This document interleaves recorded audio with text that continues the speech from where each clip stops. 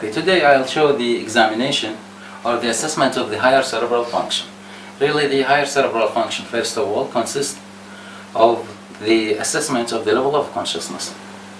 Consciousness means that the patient is aware and alert for both self and environment and is able to respond to internal changes, for example, hunger, and for external changes. Really, the assessment of the level of consciousness, the patient may take one of the following forms that will be described just a few moments later. By the level or the stimuli by which the patient can be aroused.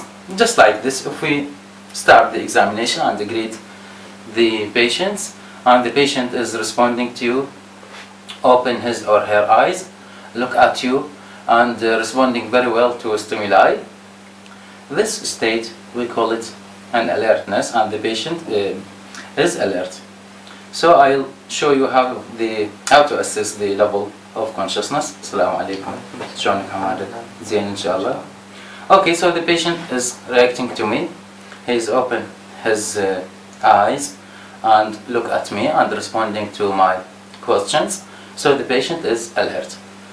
Second form of disturbed level of consciousness may take the form of what we call it lethargic patient. Lethargic patient, just like sleepy patient, he is responding, but usually to a louder voice than this voice, and the patient open his eyes, look at you, responding to stimuli, but in a sleepy manner, and soon will return back into its basic status once the stimuli is completed.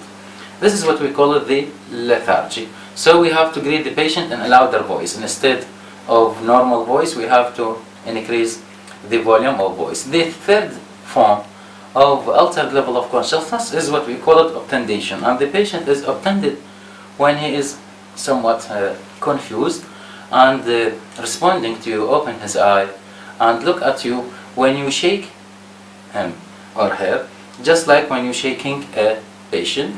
He's turning and looking at you, but once the stimuli also is completed, the patient returns back into his or her own basic status. This is obtundation. The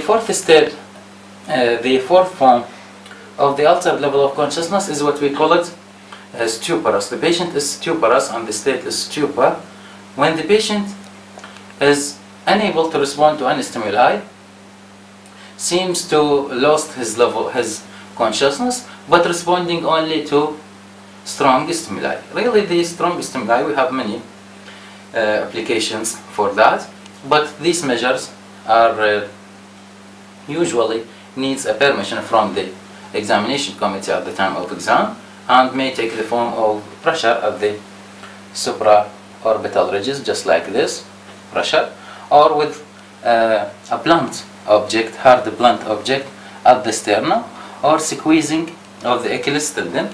These measures are considered painful to the patient, and a patient with this measure, if he is responding to them, so the patient is stuporous. Otherwise, if the patient unable to respond even to this measure, this state we call it coma, and the patient became comatose. Really, the disturbance of the level of consciousness had many causes, and the candidate should know about them very carefully.